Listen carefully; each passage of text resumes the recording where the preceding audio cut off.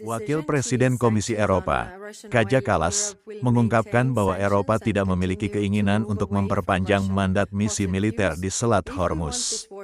Kallas menekankan bahwa Eropa tidak terlibat dalam perang tersebut, dan bahwa tujuan politiknya masih belum jelas. Sementara itu, Eropa memprioritaskan kelancaran pengiriman bahan pangan, pupuk, dan energi melalui Hormuz, yang menjadi jalur vital perdagangan minyak dunia, serta mempertahankan sanksi terhadap Rusia. On EU side, the adoption of 20 sanctions package is long overdue. We discussed how to push this forward. The same goes for the 90 billion loan. Those who enable this war are also paying a price. Member states renewed sanctions on over 2,600 individuals, and today ministers also adopted new sanctions targeting those seeking to destabilize European Union. We also listed new entities in China and Iran responsible for the cyber attacks. Iran is now waging war on global economy. Ministers reaffirmed today that our focus is de-escalation and also to the freedom of navigation. I also discussed with UN Secretary General Guterres and many others over the past days how to keep the Strait of Hormuz open. Europe has no interest in an open-ended war, and today we imposed additional sanctions on those responsible for the violence. And this sends a message to Tehran that Iran's future cannot be built on repression. We must step up our support also to Iranian civil society. This is not Europe's war, but Europe's interests are directly at stake. Now, restarting the shipments of fertilizers, food and energy through the Strait of Hormuz is another urgent priority. Today we discussed options to better protect the shipping in the region. EU already has naval operations in place. We have Aspides that plays a key role in safeguarding the freedom of navigation.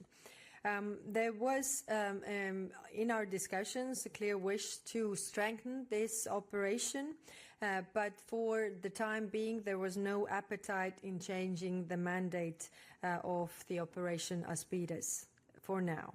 While the Strait of Hormuz is at the center stage, the Red Sea also remains critical. The risk that Houthis get involved is real, so we must remain vigilant. But Israel's heavy-handed response has caused mass displacement, and ground invasion will further deteriorate the situation.